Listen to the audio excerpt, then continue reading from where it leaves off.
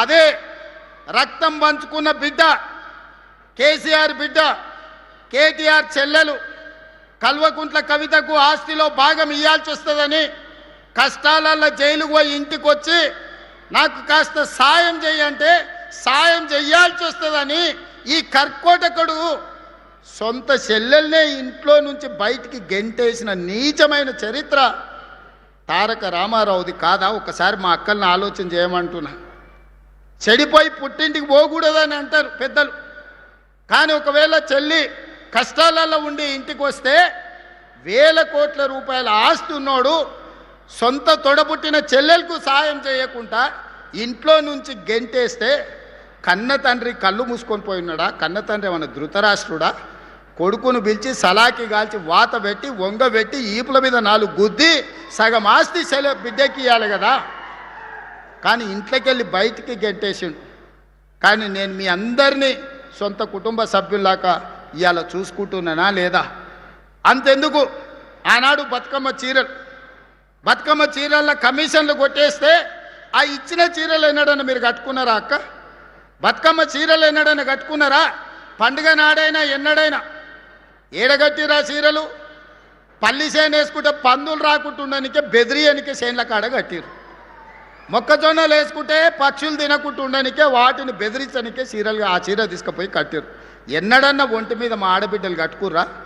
మరి ఇవాళ మీ సోదరుడు ఇందిరమ్మ చీరలు ఇస్తే, పాలపిట్ట రంగు చీరలు ఇస్తే వేలాది పాలపిట్టలు ఈ మీటింగులు వచ్చినాడు. మా అక్కలందరూ ఆ చీర కట్టుకొని వచ్చారు. మీ తమ్ముడు పండుగ పూట మీకు పెట్టిన సారే కాదా ఈ చీర?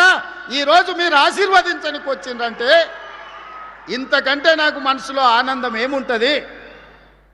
సోదరుడిగా నేను మీకు పెట్టిన చీరను సారె కింద భావించి ఈరోజు వేలాది మంది ఈ చీర కట్టుకొని మీరు ఇక్కడికి వస్తే నా ఆలోచన, మా సీతక్క విధానం ఈరోజు మీకు సహాయంగా నిలబడ్డ వాస్తవం కాదా?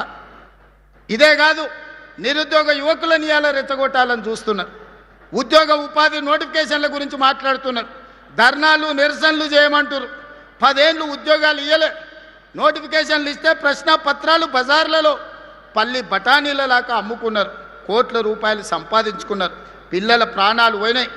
10వ తరగతి పరీక్షలు నిర్వహించలేకపోయినారు. 12వ తరగతి పరీక్షలు నిర్వహించిన తప్పుడు విధానాలతో 27 మంది పిల్లలు ఆత్మహత్యలు చేసుకున్నారు. ఇక పబ్లిక్ సర్వీస్ కమిషన్ గ్రూప్ 1 పరీక్షలు అయితే 100 కోట్ల రూపాయలు సంపాదించుకున్నారు.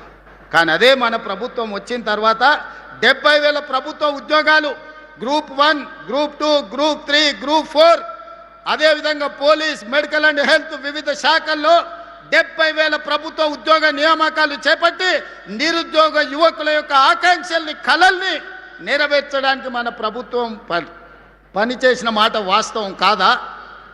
ఇవాళ మళ్ళీ పోలీస్ నోటిఫికేషన్లు ఇచ్చినాం, పబ్లిక్ సర్వీస్ కమిషన్ నుంచి నోటిఫికేషన్లు ఇచ్చినాం. ఇవాళ పోలీసులకు ఇంకా నోటిఫికేషన్లు ఇవ్వంటూ అన్ని ఖాళీలు మీకోసమే, విడతల వారి నియామకాలు చేపడతాం. వయసు మీకోసమే సడలించినాం.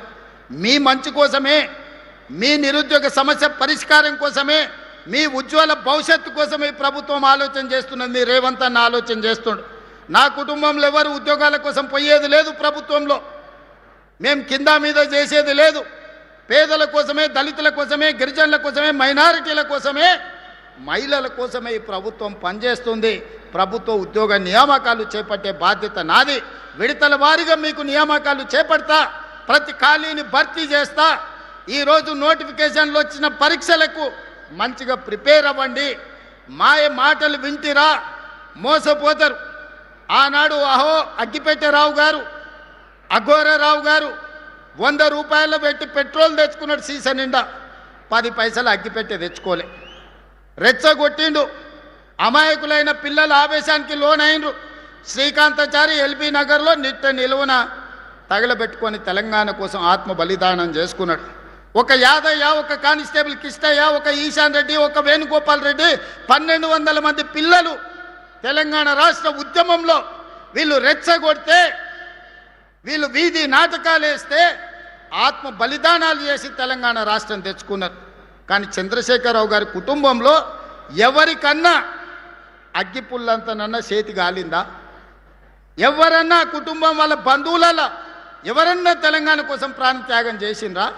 రెచ్చగొట్టాలే, మంది పిల్లలను సాగు కొట్టాలి, ఆ శవాల పునాదుల మీద అధికారంలోకి రావాలనేదే వాళ్ళ ఆలోచన. మొన్నటికి మొన్న మీడియా మిత్రులు చూసింటారు, తెలంగాణ భవన్లో రక్తదాన కార్యక్రమం పెట్టారు.